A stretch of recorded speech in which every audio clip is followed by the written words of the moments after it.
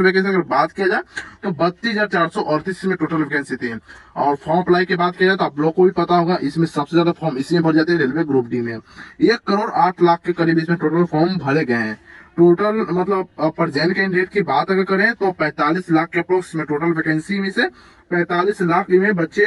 Present हुए हैं, यानी कि 1,08,00,000 करीब फॉर्म भरे गए और 45 लाख के करीब इसमें बच्चे प्रेजेंट हुए। आंसर की बात किया जाए तो 17 फरवरी को आपका आंसर की जारी किया गया था और 10 फरवरी का आपका रिजल्ट जो एग्जाम था खत्म करा लिया गया था। चलिए बात करते हैं वैकेंसी डिटेल को लेकर, यानी कि आपको ही पता होगा कि मेरा 32,000 वैकेंसी तो है, लेकिन वाकई में वो 32,000 वैकेंसी नहीं है। कैसे, मैं आपको बताता हूँ। 32,000 इसमें टोटल वैकेंसी है, लेकिन सीसी और एक सर्विसमैन को मतलब इसमें 14,828 उनके लिए रिजर्व है, पहले से ही कोटा रिजर्व है, इसमें कोई दो राय नहीं है। 32,000 में से 438 का घटाएंगे तो टोटल वैकेंसी की बात करें तो 17,610 ही टोटल वैकेंसी बचती ग्रुप डी में। इतनी कम, यानी कि नॉर्मल स्टूडेंट के लिए मात्र 17,610 ही वैकेंसी है। फिजिकल के लिए बात किया जाए तो 3 गुना बच्चे को बुलाए जाएंगे, तो लगभग 52,000 के करीब टोटल फिजिकल के लिए बुलाए जाएंगे। मैं बता दूं सीसी और एक्सेसमेंट का कोई फिजिकल नहीं होता है, वो डायरेक्ट फर्स्ट मेरिट में ही, यानी कि जो CBT 1 एग्जाम होता है फर्स्ट एग्जाम,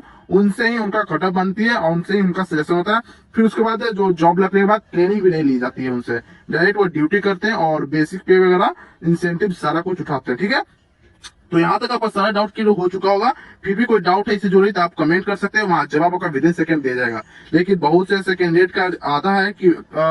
एक बार में कमेंट चालू नहीं होता है, क्या कुछ किए थे, मेरे तरफ से सब कुछ नहीं किया जाता। अगर आप कमेंट कर रहे हैं, अगर कमेंट आप में अगर इनेबल दिखा रहा है तो आप कमेंट के पास एक हाई बटन होगा, उसे दबाकर आप कमेंट कीजिए, जरूर कमेंट आ जाएगा, मेरे पास रिसीव हो जाती है कमेंट। एक बार आप दबा दीजिएगा, उसके बाद मेरा कमेंट करने का ऑप्शन आप में भी इनेबल हो जाएगी। बात करते हैं पोस्ट ब्रेकअप को लेकर, तो पोस्ट ब्रेकअप में बात करूं तो युवा से 13,957, OBC से 8,153 और EW से 3,100, SC 4,699 और ST की बात किया जाए 2,474। इसमें टोटल वैकेंसी इंक्लूड है एक सर्विसमैन और CCA, जो CCA कोर्स एक्ट अप्रेंटिसशिप होते हैं उनके लिए भी, और नॉर्मल स्टूडेंट के लिए भी इसमें वैकेंसी टोटल इंक्लूड है ऑल ओवर जोन वाइज। लेकिन अगर आपको पता करना है किस जोन में और किस कैटेगरी में कितनी वैकेंसी आई थी, यहाँ आपको सारा विवरण दिया गया है। जैसे कि हाजीपुर ECR में 518 जनरल से थी और EW से 122, OBC से 333, SC ST की बात किया जाए 92 और SC की बात किया जाए 186, यानी कि ऑल ओवर बात किया जाए तो 1,251 टोटल वैकेंसी हाजीपुर में आई हुई थी।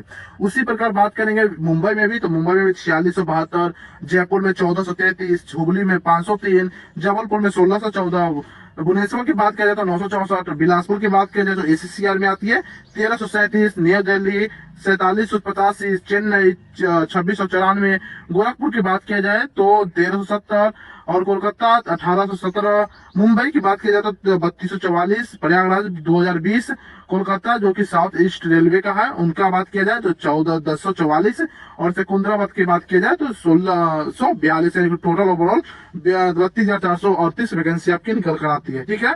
बात किया जाए कौन सा डिपार्टमेंट में किस पोस्ट का वैकेंसी निकाली गई थी, तो वहां भी आपको सारा दिया गया, जैसे कि असिस्टेंट वर्कशॉप, CNW, डिपो, लोकों से इलेक्ट्रिक, डीजल, पॉइंट्समैन, टेलीकॉम वगैरह, TLNS, TRD, सारा कुछ वैकेंसी निकाली गई थी। तो आप जरूर बताइएगा आपका फर्स्ट प्रेफरेंस क्या रहा है, कमेंट में जरूर बताइएगा। आपका रोल स्कोर कितना है और किस जोन से फॉर्म भरे थे, आपका कैटेगरी क्या था, ये सब आप कमेंट में जरूर भरिएगा। चलिए आगे बात किया जाए एग्जाम लेवल को लेकर, तो एग्जाम आपका जनरल साइंस से 25 क्वेश्चन पूछे गए थे जो कि मॉडरेट टू हार्ड थी, और मैथ में 25 क्वेश्चन मॉडरेट थी, रीजनिंग 30 क्वेश्चन मॉडरेट, GA और CA की बात करें, करंट अफेयर या जनरल अवेयरनेस की बात करते हैं तो जनरल अवेयरनेस तो पूछे नहीं गए थे, तो यानी कि अगर जो भी आपका रही वो आपका C यानी कि करंट अफेयर ही देखने को मिली है। तो करंट अफेयर जो कि सबको रुलाया, सबकी नानी याद दिलाई तो कौन, तो करंट अफेयर ही दिलाई है। बाकी सभी को सब सब्जेक्ट आसान लगा, लेकिन करंट अफेयर सभी को हार्ड लगा, क्योंकि जो बच्चे अच्छे खासे तैयारी करते थे IAS BPSC, क्योंकि आपको पता होगा BPSC वाला भी जो PSC की तैयारी करते हैं वो भी फॉर्म इसमें भरते हैं ग्रुप डी में, इसी कारण तो 1,08,00,000 इसका चल जाती है वैकेंसी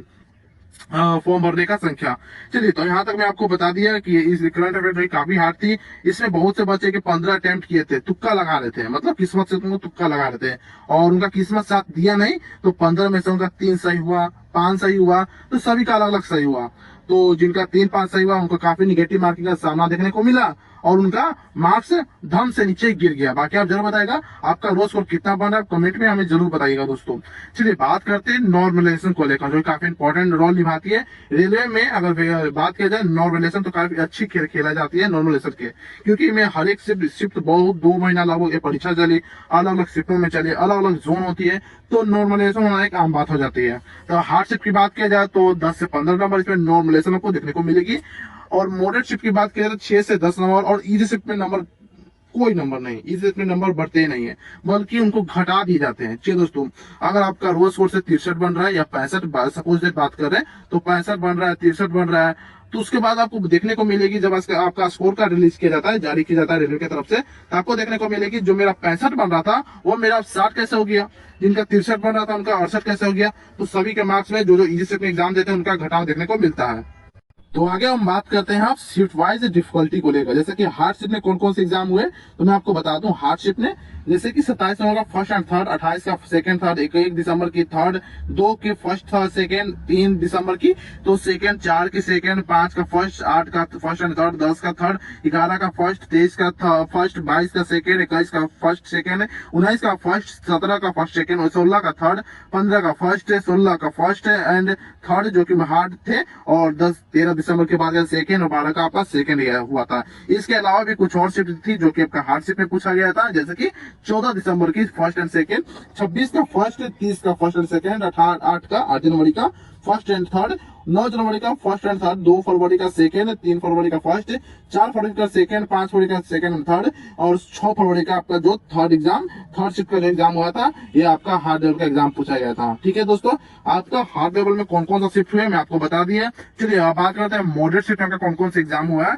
अब वो मैं आपको बताता हूँ, जैसे कि 27 दिसंबर की सेकंड, 1 दिसंबर का फर्स्ट एंड थर्ड, 2 दिसंबर का थर्ड, 2 दिसंबर का थर्ड, 3 दिसंबर का थर्ड, 4 का फर्स्ट एंड थर्ड, 5 का सेकंड, 8 का सेकंड शिफ्ट, 19 का फर्स्ट, 10 का सेकंड, और 11 का फर्स्ट सेकंड एंड थर्ड, 12 का फर्स्ट, 14 का सेकंड, 15 का सेकंड एंड थर्ड, 16 का सेकंड, 17 का थर्ड, 19 का सेकंड, 21 का थर्ड, 22 का फर्स्ट, 23 का सेकंड, 26 का सेकंड, 30 का थर्ड, और 8 जनवरी का सेकंड शिफ्ट आपका इजी शिफ्ट मॉडरेट शिफ्ट है। बाकी कुछ और भी मॉडरेट शिफ्ट है, जैसे कि 9 जनवरी का सेकंड,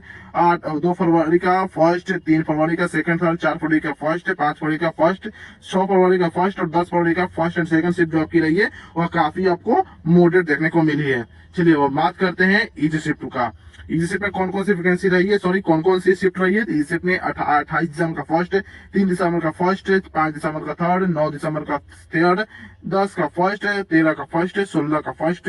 19 का थर्ड, और 22 का थर्ड, 24 का थर्ड, 26 का थर्ड, और 2 का थर्ड, 2 फरवरी का, 4 फरवरी का थर्ड, और 6 फरवरी का सेकंड शिफ्ट जो आपके रही है वो इजी शिफ्ट देखने को मिली है। देखिए सभी का अलग अलग हो सकती है, किन्हीं को इजी शिफ्ट लगता होगा तो उनको लगता होगा कि मेरा इजी शिफ्ट कैसा है, तो ये एक एवरेज है। ठीक है, जो फाइनल डिसीजन लेता है वह आपको बता दूं कि वह रेलवे ही लेगा, फाइनल डिसीजन आपका रेलवे लेता है, लेकिन जो एवरेज रैंक मित्रा, रैंक गुरुजी के हिसाब से जो निकाली जाती है वो इसी प्रकार से निकाली गई है। ठीक है।